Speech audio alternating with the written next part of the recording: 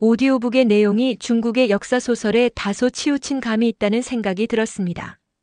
이에 우리나라와 관련된 역사를 포함하고자 하는 마음으로 고려 왕조의 내용을 활용해 보고자 합니다. 이는 픽션과 논픽션의 경계에 있는 서사로 역사적 사실과 문학적 상상력을 조화롭게 엮은 이야기가 될 것입니다. 독자들이 역사 속에 담긴 깊은 의미와 생동감을 함께 느낄 수 있는 구성을 지향하고자 합니다. 고려는 한반도 역사에서 독특한 위상을 지닌 왕조로 불교를 국가 중심 가치로 삼고 외교적으로는 송나라와 교류하며 북방 민족의 침입에도 굳건히 대처한 국가였습니다. 특히 태조 왕건은 후삼국을 통일하며 민족적 통합과 안정의 기틀을 마련했고 훈요 10조를 통해 후대 왕들에게 나라를 다스릴 방향을 제시했습니다. 이와 같은 역사적 맥락은 한국인의 정체성과 문화적 뿌리를 이해하는 데 매우 중요한 요소로 작용합니다.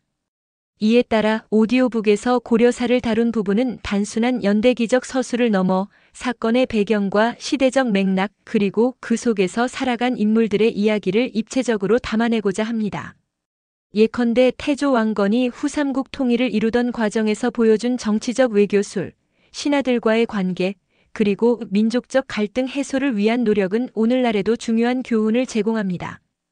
또한 역사적 사실을 바탕으로 하되 픽션적 요소를 가미해 독자들의 흥미를 끌 수 있는 구조로 재구성할 계획입니다. 이를테면 왕건이 송악의 호족 시절 다양한 세력과의 갈등과 협력을 통해 결국 하나의 민족적 이상을 꿈꾸게 되는 과정을 극적으로 풀어내거나 고려 건국 이후 왕실과 호족 간의 권력 투쟁, 국가적 위기 속에서 나타난 불교의 역할 등을 서사적으로 깊이 있게 탐구할 수 있을 것입니다. 나아가 고려사와 같은 역사 자료에서 발췌한 이야기들은 독자들에게 한국의 역사적 자부심을 심어줄 뿐만 아니라 동아시아 역사 속에서 고려가 차지한 독특한 위치를 이해하는 데 도움을 줄 것입니다. 중국 중심의 역사 서술이 아닌 우리만의 관점을 담아내려는 시도는 의미 있는 작업이 될 것이라 믿습니다. 이와 같은 방향성으로 구성된 오디오북이 완성된다면 청취자들에게는 단순히 정보를 전달하는 것을 넘어 우리의 역사와 문화에 대한 새로운 시각을 제시할 수 있을 것입니다. 그럼 지금부터 제1대 태조 왕건부터 고려의 마지막 왕인 제34대 공양왕까지의 여정을 시작하겠습니다. 고려왕 조실록 1대 태조 왕건. 고려의 별. 왕건의 탄생. 877년 정유년 정월 병술일 하늘에서 송악의 금성태수 집안에 신비로운 광채가 내리고 있었다. 그 광채는 온종일 집안을 휘감고 있었으며 그날 저녁 시대의 영웅인 왕건이 태어난 것이었다. 때는 천년왕국 신라의 국운이 서산의 저녁 해처럼 쓸쓸히 기울어가던 시기였다. 전국 각지에서 반란군이 일어나고 중앙정부는 이를 제압할 힘을 잃어 무법천지가 되어가고 있었다. 그 무법천지 속에서 여러 반란군의 괴수들 중 가장 눈에 띄는 두 명이 있었으니 남쪽에서 후백제를 일으킨 견훤과 철원의 도읍을 정하고 태봉을 세운 궁예였다. 이들은 천년왕국 신라의 경순왕과 함께 후삼국 시대를 열었다. 그러나 후삼국의 혼란을 잠재우고 새로운 왕조를 세울 진정한 영웅은 이때 비로소 태어난 왕건이었다. 그는 고려의 창건주로 역사에 길이 남을 인물이 되었다. 왕건의 자는 약천이며 송악군에서 877년 정유년 정월에 태어났다. 그의 아버지는 금성태수 융, 어머니는 한씨였다. 왕건은 어릴 때부터 총명하고 기상이 탁월했으며 음성이 웅장하고 도량이 넓어 모두가 그를 주목했다. 18세가 된 왕건은 어느 날 꿈을 꾸었다. 하늘에서 장대비가 쏟아지고 땅을 뒤덮는 꿈이었다. 꿈에서 나타난 한 신령한 노인이 말했다. 너는 천하를 다스릴 영웅이다. 모든 이가 너를 따를 것이다. 왕건은 이 꿈을 마음속 깊이 간직하며 자신의 운명을 받아들였다. 왕건은 최지몽에게 꿈의 이야기를 전한 뒤 그의 지혜와 통찰에 깊은 감명을 받았다. 최지몽은 왕건의 꿈을 풀이하며 말했다. 이는 분명 사만을 통합하여 다스릴 징조입니다. 그러나 하늘의 뜻을 헤아리고 올바른 시기에 거사를 일으켜야 합니다. 그는 이어 왕건을 바라보며 천천히 말했다. 이제 관상을 보니 젊으시지만 영웅적 기상이 충만하고 그 의젓함은 하늘도 외면하지 않을 것입니다. 꿈의 내용대로 전력을 다해 행하시옵소서. 왕건은 그의 말을 들으며 깊은 확신을 얻었다. 왕건은 최지몽과 함께 송악의 언덕에 올라 별을 바라보며 그에게 물었다. 지몽, 하늘은 과연 나에게 어떤 미래를 열어주는가? 최지몽은 별자리를 살피며 미소 지었다. 하늘이 당신의 길을 인도하고 있습니다. 정의와 덕으로 다스리신다면 천하는 당신의 것이 될 것입니다. 이 대화를 계기로 왕건은 자신이 걸어가야 할 길을 더욱 확신했고 최지몽과 함께 혼란의 시대를 평정하며 고려라는 새 시대를 열어갔다. 왕건은 최총진의 이름을 지몽이라 고쳐주고 평생 뜻을 함께할 동지로 삼았으며 최지몽 또한 한시도 왕건의 곁을 떠나지 않고 후삼국 통일 이후에도 최측근 참모로서 왕건의 총애를 받았으며 왕건 이후에도 해종 경종, 성종대에 이르기까지 변함없이 임금들의 총애를 받으며 국가에 봉사하다가 81세를 일기로 세상을 하직했다. 한편 왕건의 아버지 왕육는 당시 송악군 사찬, 현재의 차관 벼슬에 올라 있었으나 무너져가는 신라의 모습을 보며 허망함을 느끼고 있었다. 나라를 버리는 것이 도리는 아니나 이 나라는 이미 가망이 없지 않은가. 과연 누가 세상을 구하고 강력한 왕조를 건설할 것인가. 왕융은 스스로의 야망과 더불어 풍수가의 예언을 떠올리며 아들을 위해 896년 자신의 고을을 궁예에게 바치고 그의 휘하에 들어갔다. 궁예는 기뻐하며 왕융을 태수로 삼았으나 왕융은 여기에서 만족하지 않았다. 그는 궁예에게 이렇게 간청했다. 대왕께서 조선, 숙신, 변한까지 아우르는 치세를 이루시려면 먼저 송악의 성을 쌓고 제마다들을 성주로 삼는 것이 어떠하옵니까? 궁예는 어두운 땅이기에 주저하지 않고 바로 참성, 지금의 개성 귀인문 부근을 쌓아 올렸다. 그리고 왕융의 말대로 나이 20살에 불과한 왕건을 성주로 임명하였다. 이러한 부친의 선견지명과 지원 덕분에 왕건은 당대의 영웅 궁예의 신임을 얻으며 기반을 닦고 대망을 키워나갈 수 있었다. 왕건은 궁예의 오른팔로 활약하며 승승장구하였고 그의 지도력과 통찰력은 날로 빛을 발했다. 반면 후고 구려를 건국한 궁예의 출생 배경 또한 흥미로웠다. 궁예의 성은 김씨로 그는 신라 제47대 헌안왕의 아들이자 궁녀 사이에서 태어난 인물로 전해졌다. 그의 출생은 불운했으나 그는 자신만의 기질과 야망으로 혼란스러운 시대의 한 축을 담당하게 되었다. 궁예는 태어나자마자 이빨에 이상한 빛이나 장차 해로운 인물이 될 것이라는 의심을 샀다. 이 말을 믿은 헌안왕은 갓 태어난 아기를 죽일 것을 명하였다. 궁예는 외가에서 태어났는데 사자들이 달려가 강보에 쌓인 아기를 다락 밑으로 던져버렸으나 이를 유모가 재빨리 받아내어 목숨을 구할 수 있었다. 그러나 유모가 받아낼 때 손가락으로 잘못 건드려 궁예는 한쪽 눈을 잃어 애꾸눈이 되었다고 한다. 왕족으로 태어났으나 그 신분을 잃고 천대받은 궁예는 세달사라는 절에 몸을 의탁하여 승려가 되었다. 이 시기는 신라의 국운이 다하여 온 나라가 혼란에 빠져 있었으며 곳곳에 반란과 도적들이 횡행하던 시기였다. 특히 반란 세력 중 두각을 나타낸 인물이 기원과 양길이었다. 궁예는 먼저 기원을 찾아가 그의 부하가 되기를 청했으나 기원은 그를 애꾸눈이라고 멸시하며 거절하였다. 이에 궁예는 양길을 찾아가 그의 부하가 되었고 그에게 충성을 다했다. 양길은 이에 감복하여 얼마간의 병력을 궁예에게 내어주었다.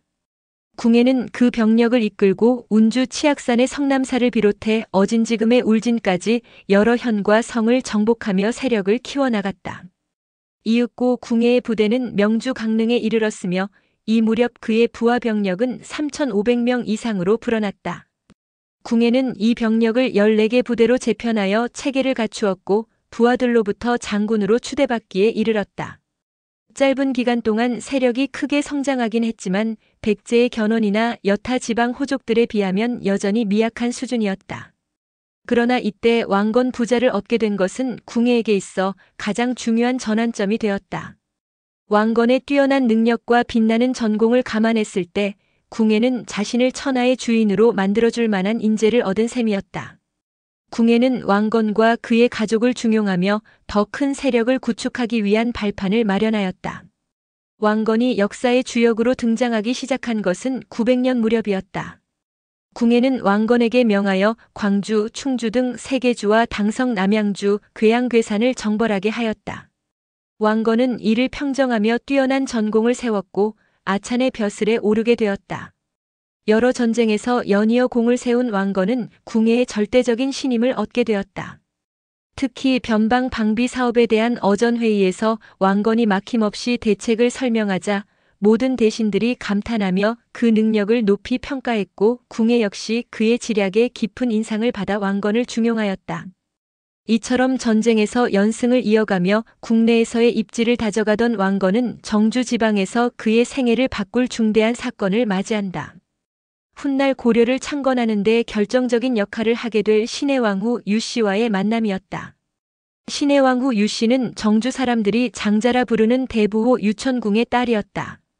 어느 날 군사를 거느리고 정주 땅을 지나가던 왕건은 버드나무 고목 아래에서 말을 멈추고 쉬던 중 냇가에 서 있는 유씨를 발견했다. 유씨의 풍채와 덕이 넉넉히 깃든 모습에 끌린 왕건은 다가가 물었다. 그대는 누구의 여식인가? 유씨가 대답했다. 이 고을 장자의 집 딸입니다. 이 인연으로 왕건은 그날 밤 유천궁의 집에서 머물게 되었고 유천궁은 친히 나와 왕건을 환대하며 융숭한 향연을 베풀었다. 유천궁은 왕건의 빛나는 기상을 알아보고 딸과 하룻밤 합궁하도록 허락하였다. 오늘날 기준으로는 상상하기 어려운 일이지만 유천궁은 왕건의 인물됨을 한눈에 알아본 것이었다. 영웅은 영웅을 알아본다는 말처럼 유천궁의 통찰력 또한 비범했던 것이다. 하룻밤 유씨를 품은 왕건은 이튿날 떠나기 전 그녀에게 약조를 남겼다. 잊지 않고 반드시 찾을 것이오. 부디 기다려주오. 그러나 이후 왕건은 나주 지방에서 지배권을 다지는 데 바쁘게 지내며 한동안 유씨와의 약속을 잊고 지내게 되었다. 그러나 한동안 평온했던 나주 지방이 견훤의 공격을 받아 위기에 처하자 왕건은 군사를 이끌고 출병하게 되었다. 길을 나서던 중 정주에 이르러 잠시 쉬어가게 된 왕건은 그동안 잊고 있던 유씨 처녀를 떠올리고 그녀를 찾았다. 그러나 유씨는 집에 없었다. 알고 보니 유씨는 왕건과의 약속을 지키며 정절을 지키다가 지친 나머지 머리를 깎고 중이 되어버렸던 것이다. 그녀의 일편단심과 강인한 의지에 깊은 감명을 받은 왕건은 나주 지방을 안정시킨 후 유씨를 찾아 정식 부인으로 삼았다.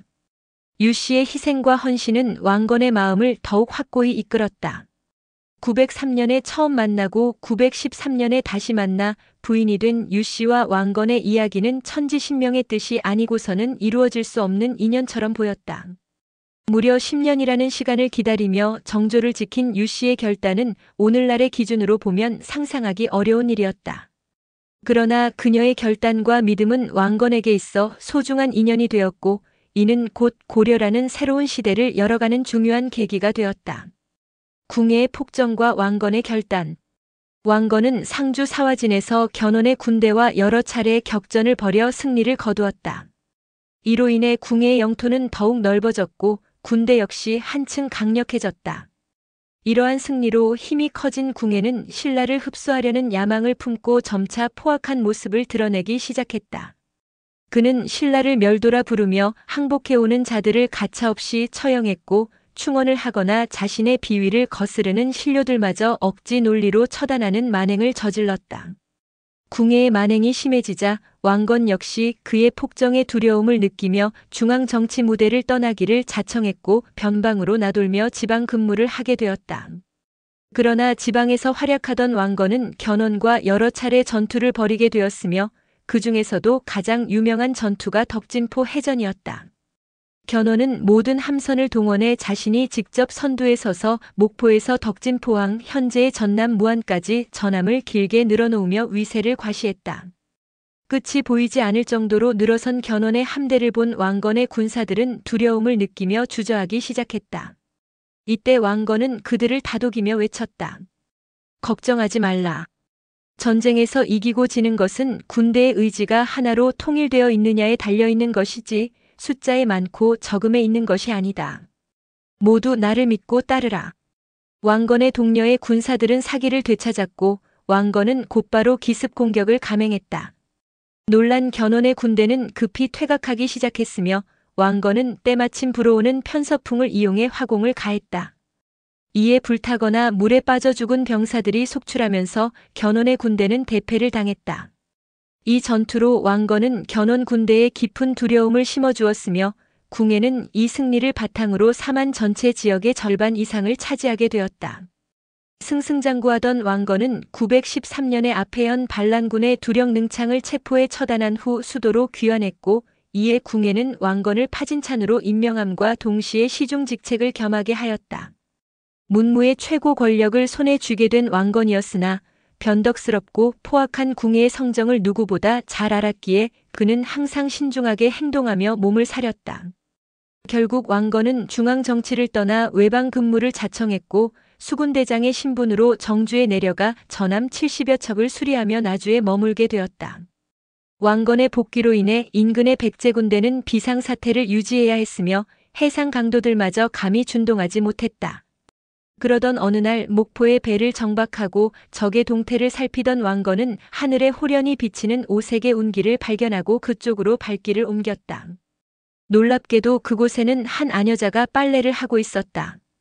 이 여인이 바로 고려의 제2대왕 해종을 낳은 장화왕후 오씨였다. 장화왕후는 나주 출신으로 대대로 목포에서 살아온 집안의 딸이었다. 그녀는 젊은 시절 포의용이 자신의 품속으로 들어오는 꿈을 꾼 적이 있었다. 그 꿈을 기이하게 여기던 중 목포에 이른 왕건을 만나게 된 것이다. 왕건은 그날 밤 오씨를 품에 안았다.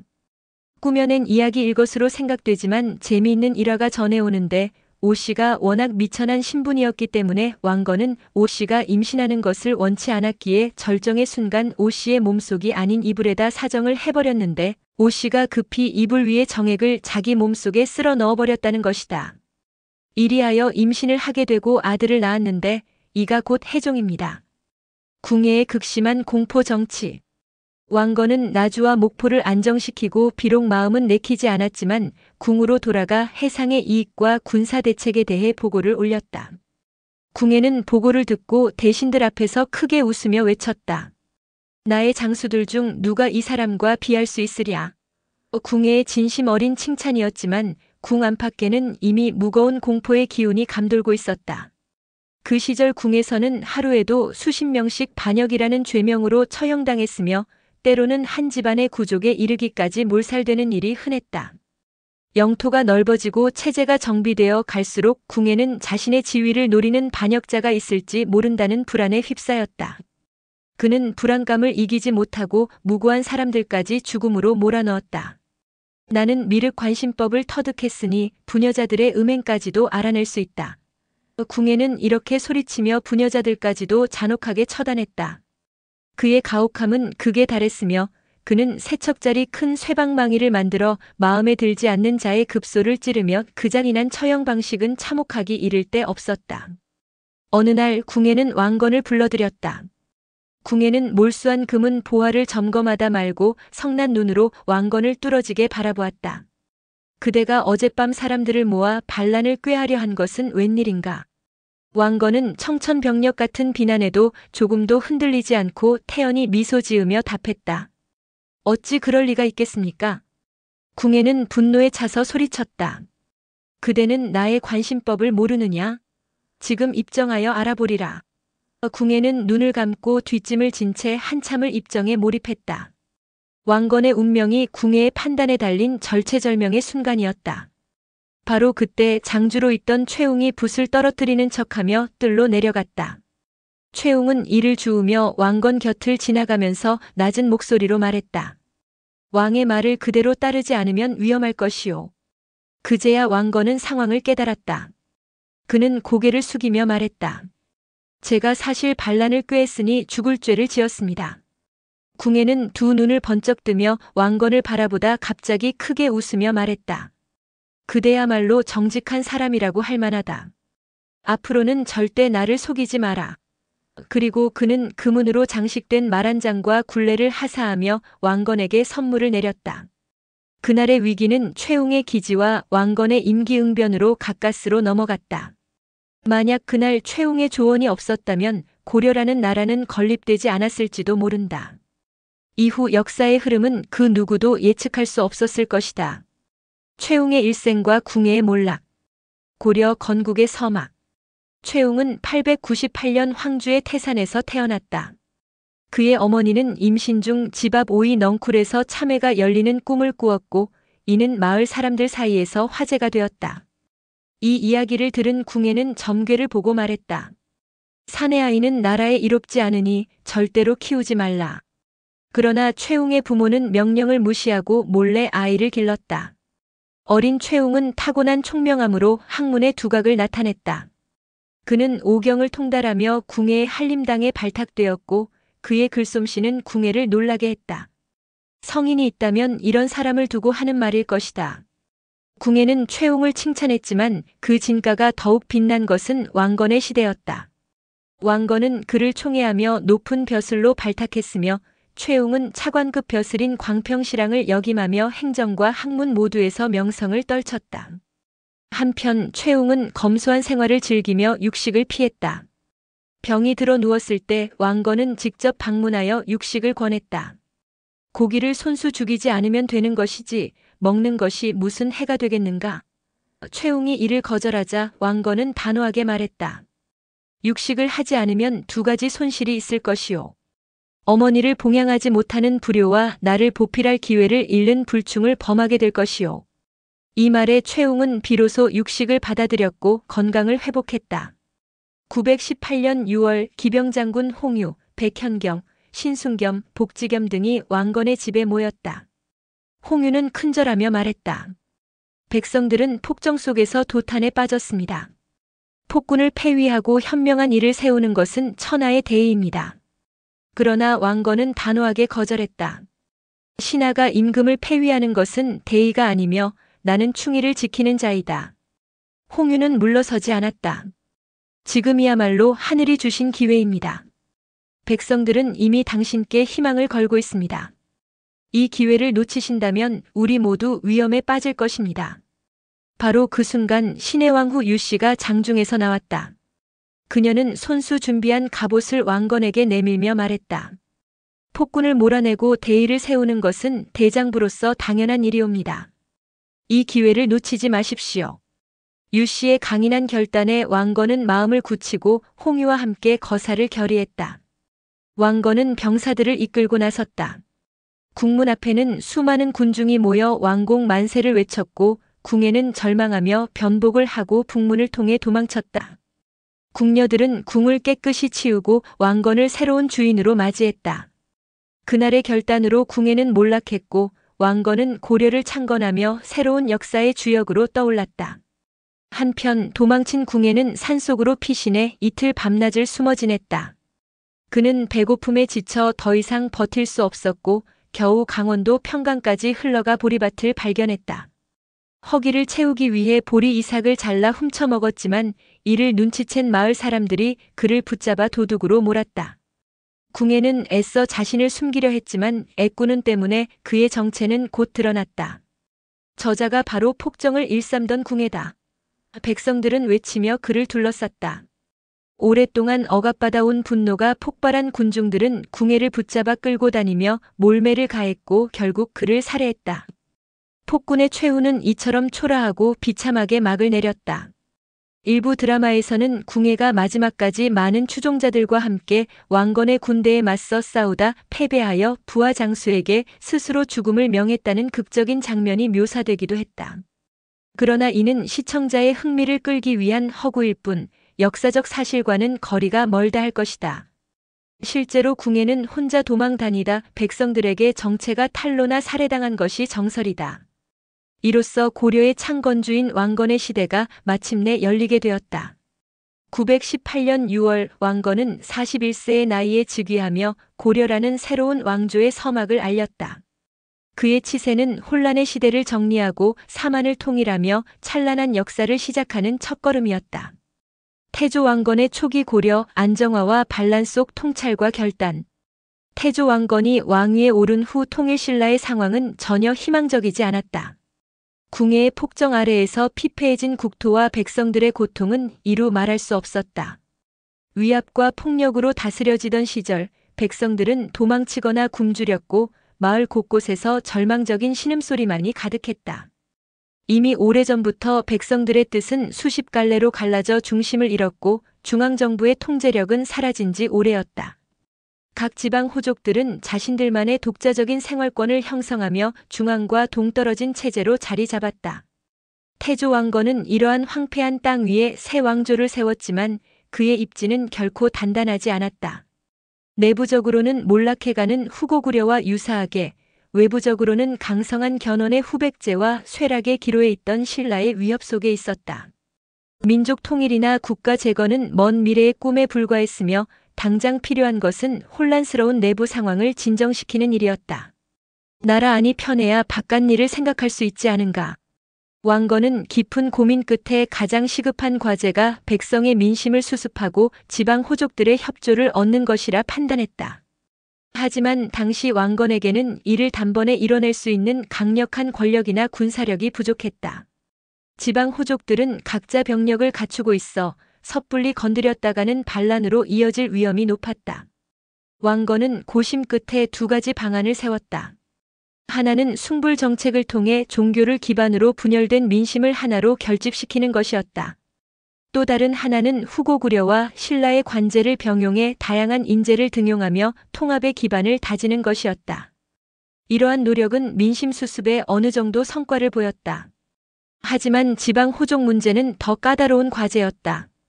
힘과 권력을 공유하며 협력해야 했던 이 호족들은 왕건에게 있어서 친구인 동시에 잠재적 적이었다. 그는 가장 현실적이고 실용적인 방법으로 그들과 동맹을 맺기로 결심했다. 바로 혼인 정책이었다. 정주 호족 유천궁의 딸 신해왕후와의 혼인은 그의 결정이 옳았음을 보여주는 대표적인 사례였다. 왕건은 국호를 고려로 정하고 연호를 천수로 고친 후 충주의 호족 유궁달의 딸 유씨와 혼인하며 본격적으로 혼인 정책을 펼쳐나갔다. 그는 과거 장수 시절 긴밀한 관계를 맺었던 호족들의 딸을 우선적으로 맞아들이는 치밀한 계획을 세웠다. 이는 호족들에게 안도감을 주고 그들의 세력을 자신의 힘으로 흡수하는 매우 현명한 전략이었다. 결국 왕건은 6명의 왕후와 23명의 부인을 두게 되었다. 이러한 혼맥은 단순히 개인적인 관계를 넘어서 국가의 안정을 꾀하고 호족들의 지지를 확보하는 중요한 수단이 되었다. 이는 당시의 정치적 현실을 극복하고 왕건이 왕국의 기반을 다지는 데 크게 기여하였다. 그의 혼인 정책은 불안했던 초기 고려를 안정시키고 후에 민족 통일의 꿈을 이루는 토대가 되었다. 시대가 요구한 결단과 지혜는 왕건을 단순한 군주가 아닌 새로운 역사의 주역으로 만들어주었다. 한편 궁예의 정권이 무너지고 왕건이 즉위한 후 궁예 밑에서 한때 권력을 누리던 이들이 하나둘씩 반란을 꾀하기 시작했다. 이는 단순한 권력의 재편이 아닌 불안과 위기의식에서 비롯된 행위였다. 자신들과 권력 경쟁을 벌이던 궁예의 몰락 뒤에 새롭게 임금이 된 왕건의 존재는 이들에게 위협으로 다가왔다. 먼저 반란을 일으킨 것은 황선길 형제였다. 그들은 막강한 군사력을 동원해 성사 직전까지 가는 듯 보였다. 그러나 이들의 계획은 근위병들에게 발각되었고 결국 붙잡혀 처형되었다. 황선길 형제의 최후는 새로운 시대의 시작이 결코 순탄치 않음을 보여주는 단적인 사례였다. 이호남은 자신의 반란을 치밀히 계획했으나 거사 직전에 발각되어 처형을 면치 못했다. 그의 기세와 계획은 대담했지만 왕건의 통찰력과 중앙정부의 강력한 통제력 앞에 꺾이고 말았다. 그는 끝내 자신의 꿈을 이루지 못한 채 역사의 뒤안길로 사라졌다. 청주 출신의 임춘길과 매곡 성주 공직의 처남은 좀 더 복잡한 인물이었다. 임춘길은 궁예의 신임을 받으며 성장한 인물이었으나 권력에 대한 욕망은 그를 반란의 길로 이끌었다. 매곡 성주 공직의 처남과 함께 연합한 이들의 반란은 초기에는 기대감을 불러일으켰으나 결국 실패로 끝났다. 이들은 붙잡혀 처형되었으며 그들의 죽음은 왕건의 통치에 대한 경고로 받아들여졌다. 이렇게 반란이 이어졌지만 왕건은 흔들리지 않았다. 그는 이러한 시련 속에서도 민심을 수습하고 강력한 기반을 다지며 새로운 시대의 지도자로서 자리를 굳혀갔다. 반란자들의 최후는 단순히 실패로 끝난 것이 아니라 왕건의 시대가 더욱 견고해지는 과정의 일부였다. 태조 왕건의 내정 안정과 사만 통일을 향한 포용의 리더십. 나라 안정을 어느 정도 이룬 태조는 사만 통일과 북진 정책을 위한 준비에 착수했다. 그는 송악과 함께 서경평양을 전진기지로 삼아 백성을 이주시키고 변방을 지키는 중요한 거점으로 만들었다. 서경은 단순히 방어적 역할을 넘어 고구려의 고토를 회복하고 북방 민족의 침입을 막는 데 핵심적인 역할을 할 지역이었다. 태조는 민족 대통합의 길을 열어나가는 데도 주력했다. 921년에는 말갈 추장 고자리가 170여 명을 이끌고 고려로 귀순하였고 922년에는 백제의 하지연 장군 원봉과 명주의 장군 순식이 귀순하며 나라의 힘은 점점 커졌다. 925년에는 발해 장군 신덕이 500여 명을 이끌고 귀순하는 등 발해 멸망 후 유민들 역시 고려로 대거 이주했다. 태조는 이들을 적극적으로 받아들이고 신라나 백제에서 귀순한 이들에게도 집과 토지를 나누어주며 융화 정책을 펴나갔다. 이처럼 태조는 모든 사람을 포용하며 화합의 정치를 실현했다.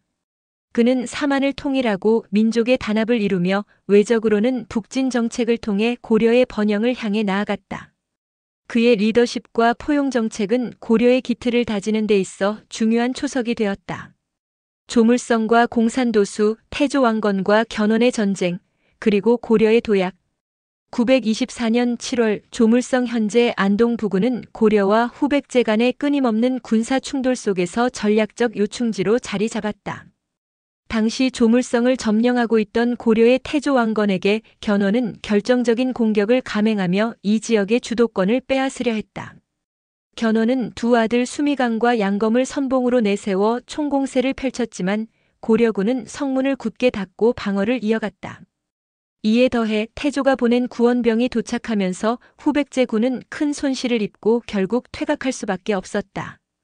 이는 태조가 왕위에 오른 후 후백제와 치른 첫 번째 전투로 왕건의 첫 승리였다.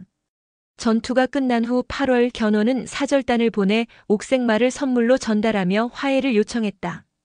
그러나 조물성을 둘러싼 충돌은 여기서 끝나지 않았다. 925년 10월 견훤은 직접 대규모 군대를 이끌고 조물성의 재차 공격을 감행했다. 이에 맞서 태조 왕건도 직접 군을 이끌고 전장에 나섰다. 치열한 전투가 이어지는 가운데 고려의 정서대 장군 유군필이 원군으로 합류하며 고려군의 사기는 최고조에 달했다.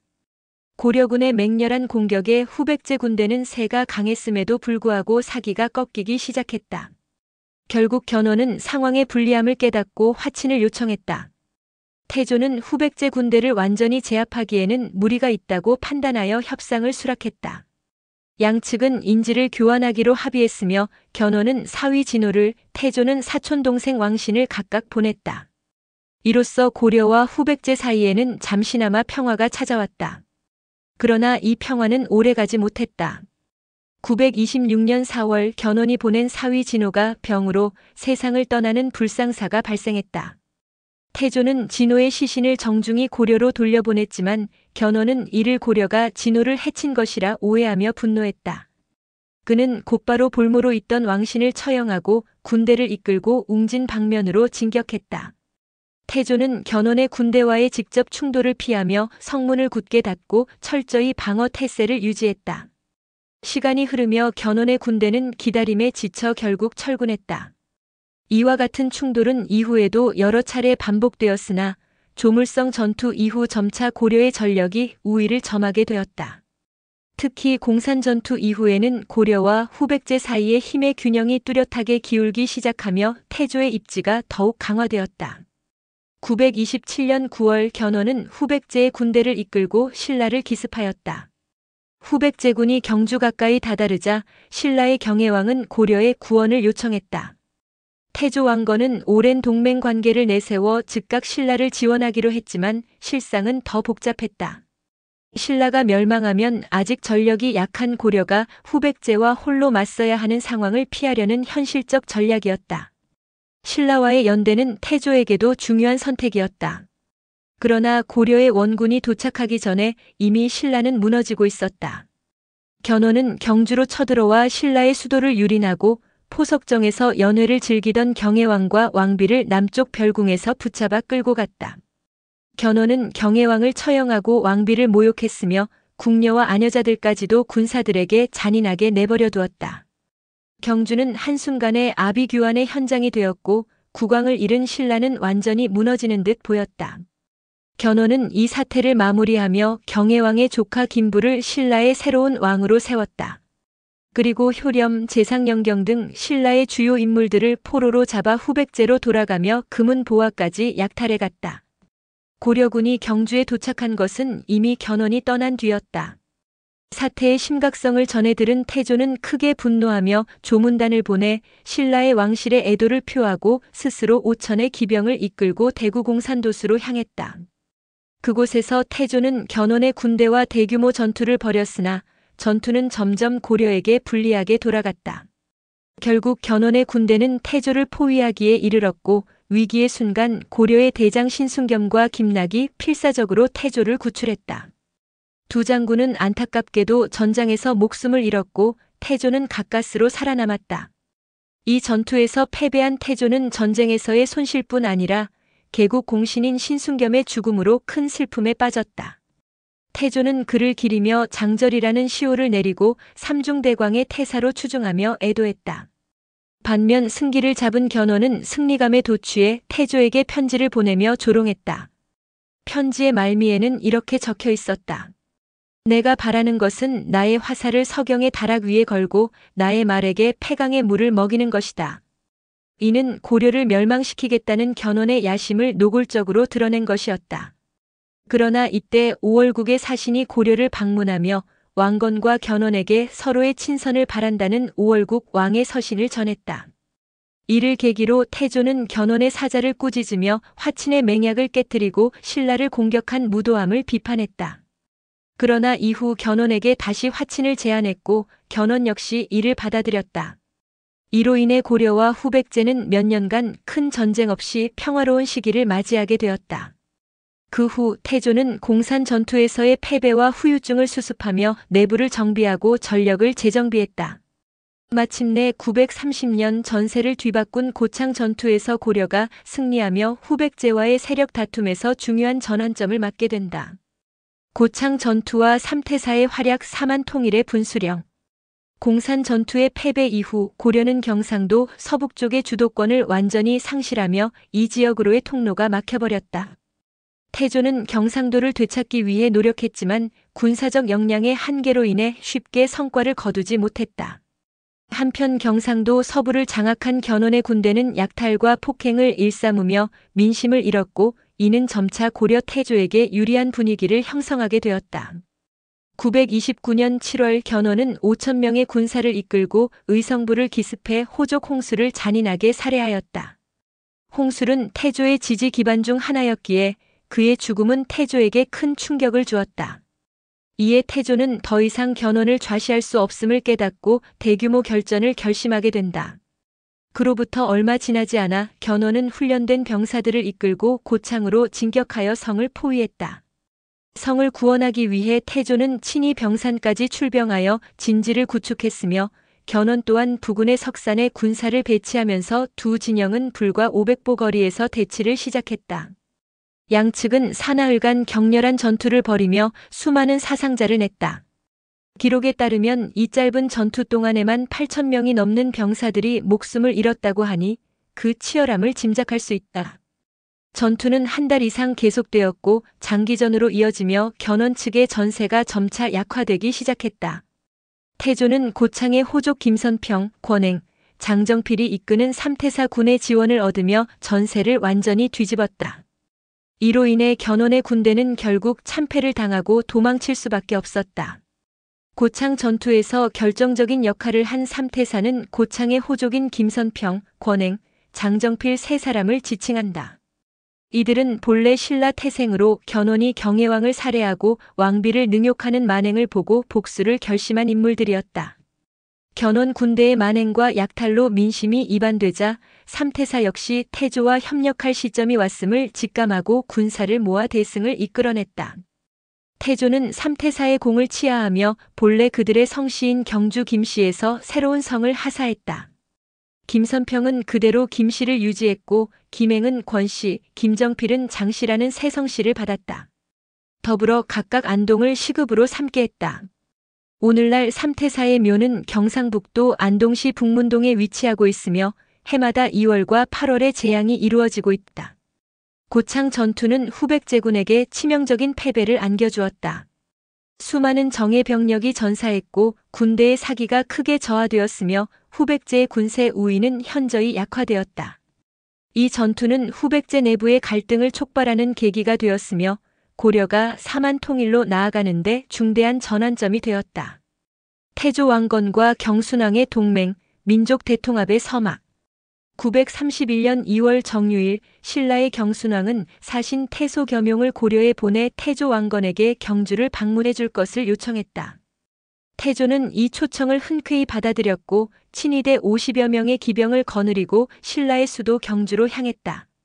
경순왕은 궁궐 정문 밖까지 나와 태조를 맞이하며 절로 예를 표했다. 태조를 맞이하는 임해전의 연회는 성대하게 열렸다. 연회 중 경순왕은 술에 취해 눈물을 흘리며 호소했다. 우리나라는 운수가 불길하여 견훤에게 심각한 침해를 받고 있으니 이 통분한 사정을 어찌하면 좋겠습니까? 한 나라의 군주로서 채신을 잇고 눈물을 흘리는 경순왕을 보며 태조 또한 깊은 연민을 느꼈다. 그는 임금의 무게를 잘 알고 있었기에 경순왕을 위로하며 함께 눈물을 흘렸다. 이 자리에서 두 사람은 동맹의 끈을 더욱 굳건히 다짐했다. 태조는 경순왕의 극진한 대우 속에 한 달여를 신라에 머물렀다. 5월 개미일 태조가 신라를 떠날 때 경순왕은 그의 아우 유럼을 고려로 보내 인질로 삼게 했다. 이는 신라가 고려의 뜻에 반하지 않겠다는 의지를 상징적으로 표현한 조치였다. 태조와 경순왕이 작별 인사를 나누는 모습에 신라의 백성들은 감격하며 외쳤다. 견훤이 왔을 때는 승냥이나 범을 만난 것 같더니 지금 왕공께서 오심에는 부모를 뵙는 것과 같습니다. 태조는 경순왕을 비롯한 신라 왕실뿐 아니라 백성들로부터도 두터운 신임을 얻었다. 그는 힘으로 신라를 굴복시키는 대신 정과 덕으로 대했기에 신라 역시 있는 힘을 다해 고려에 대항하지 않았다. 결국 태조의 덕정은 결실을 맺게 된다. 4년 뒤 경순왕은 만조백관과 신라 전체를 통합하여 태조에게 바치며 신하가 될 것을 청했다. 이로써 전쟁이 끊이지 않던 후삼국 사이에 통일의 기운이 감돌기 시작했다. 태조의 정치는 힘과 덕을 결합하여 민족 대통합의 길을 여는데 중요한 발판이 되었다. 태조 왕건의 북방 안정과 사만 통일, 그리고 후백제의 멸망. 934년 정월 태조 왕건은 서경으로 나아가 북방의 여러 진을 순찰하며 국경 방비의 중요성을 역설했다. 고려 초기에는 북방의 안정이 내부 정세를 다지는데 중요한 역할을 했기에 태조는 직접 국경 지역을 둘러보며 방비 태세를 점검하고 병사들의 사기를 북돋았다. 바로 이 시점에 발해의 세자 대광현이 수만 명의 백성을 이끌고 고려에 귀화하였다. 발해는 당시 거란의 침략으로 몰락하는 중이었고 이로 인해 많은 백성과 지도층이 고향을 떠나게 된 상황이었다.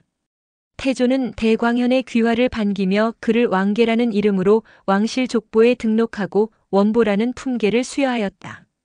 또한 그에게 백주고을을 시급으로 하사하며 극진히 대접하였다. 태조의 포용 정책은 고려의 명성을 드높이는 데 크게 기여했다. 발해 유민들은 태조가 보여준 너그러움과 포용력에 깊은 인상을 받았고 이후에도 무리지어 고려로 귀화를 요청했다.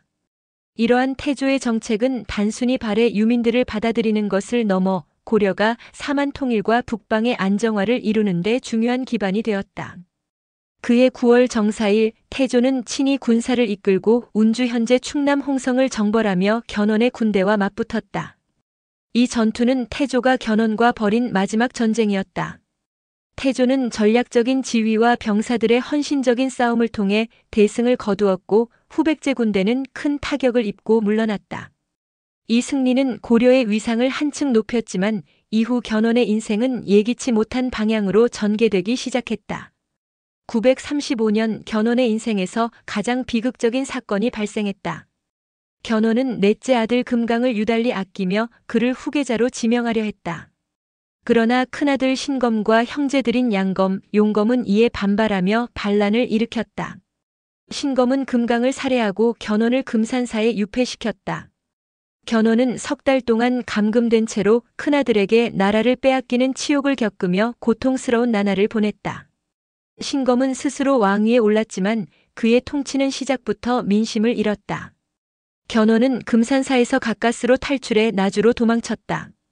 그는 고려의 태조에게 몸을 의탁하며 도움을 요청했다.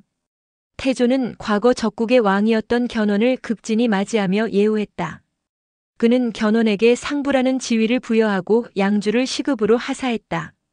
태조는 견훤의 비참한 몰락과 고통을 깊이 이해하며 그를 도왔다. 견훤은 아들에게 당한 치욕과 복수심에 사로잡혀 태조에게 신검을 정벌해 줄 것을 간청했다. 그는 태조에게 무릎을 꿇고 말했다. 제가 전하께 몸을 의탁한 것은 반역자를 주살하고 저의 원수를 갚기 위함입니다. 대왕께서 병사를 보내 난적을 멸망시켜 주십시오. 태조는 견훤의 간청을 받아들여 11만 대군을 이끌고 선산으로 진군했다. 태조의 군대는 견고한 전열로 후백제의 군대와 대치했다. 고려의 선봉대가 북을 치며 돌격하자 후백제 장군들은 태조의 군대를 감당하지 못하고 하나둘 투항하기 시작했다. 태조의 군사들은 삼면에서 신검의 군대를 협공하며 압박을 가했고 결국 신검은 제대로 싸워보지도 못한 채 항복하고 말았다. 신검이 지휘하던 후백제는 이 전투를 끝으로 역사 속으로 사라졌다. 견훤은 후백제의 멸망을 지켜보며 깊은 번민과 우울증에 시달렸다. 그는 잔등에 생긴 부스럼과 화병으로 인해 결국 세상을 떠나고 말았다. 신라, 태봉, 고려 등과 자웅을 겨뤘던 한 시대의 영웅이었던 견훤은 이렇게 허무하게 최후를 맞이했다. 후백제의 멸망으로 태조는 사만통일이라는 대업을 눈앞에 두게 되었다.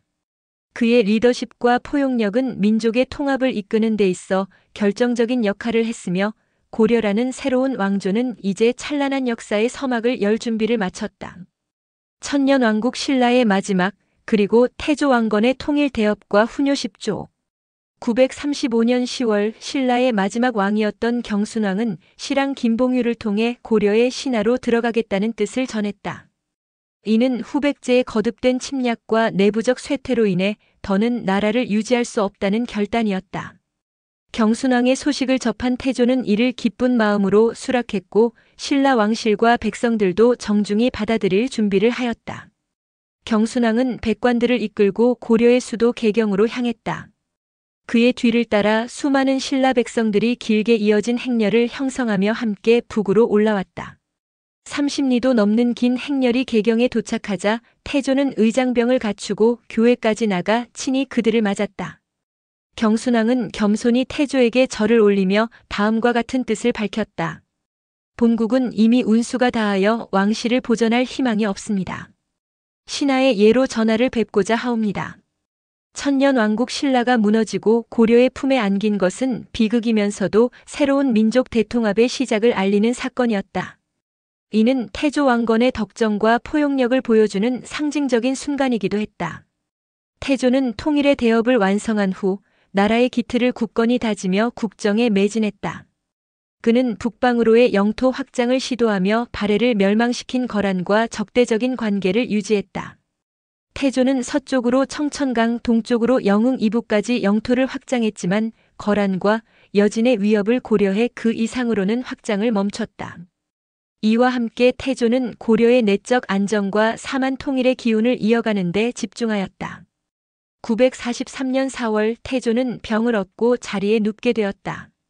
그는 신복 박술의 장군을 불러 후세 왕들에게 전할 훈요 10조를 남기며 나라를 이끄는 지침으로 삼았다. 훈요 10조는 태조의 정치 철학과 국가 운영의 원칙이 담긴 중요한 유산이었다.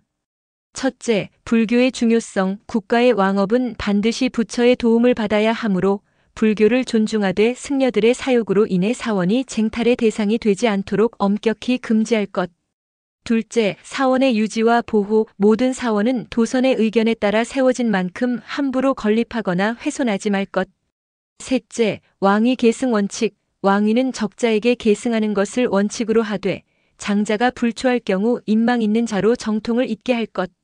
넷째, 거란에 대한 경계. 거란은 우매한 나라로 풍속과 언어가 다르니 그들과의 관계를 배격할 것.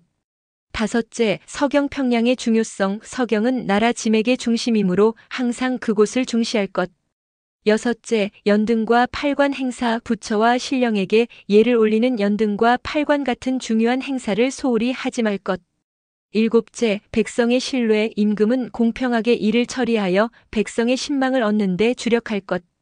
여덟째, 차령 이남 지역의 경계. 차령 이남 지역은 산세와 인심이 다르니 이곳 사람들을 등용하지 말 것. 아홉째, 공평한 상벌. 백관의 녹봉과 상벌을 공평하게 하여 공직의 신뢰를 유지할 것. 열째, 역사와 경전의 중요성. 나라를 이끄는 자는 경전과 역사서를 널리 읽어 교훈으로 삼고 항상 만일을 경계할 것. 5월 병오일 태조는 신덕전에 나아가 학사 김학에게 유조를 쓰게 하였다. 초고가 완성된 후 더는 말을 잇지 못한 태조는 주변 신하들의 슬픔에 찬 울음소리를 듣고 마지막으로 물었다. 이게 무슨 소리인가? 신하들은 눈물을 삼키며 대답했다. 성상께서 백성의 부모가 되셨다가 오늘 우리를 버리고 떠나시니 슬픔을 참을 수 없습니다. 태조는 조용히 웃으며 말했다. 덧없는 인생이란 옛날부터 늘 그러하였지. 그 말을 마지막으로 태조는 눈을 감았다. 사만을 통일하고 500년 고려 역사의 초석을 마련한 태조 왕건은 41세의 나이에 왕위에 올라 26년간 통치했으며 67세를 일기로 세상을 떠났다. 그의 덕과 정치 철학은 민족 통합의 상징으로 남았으며 훈요 10조는 후대 왕들에게 나라를 이끄는 귀중한 유산으로 길이 전해졌다.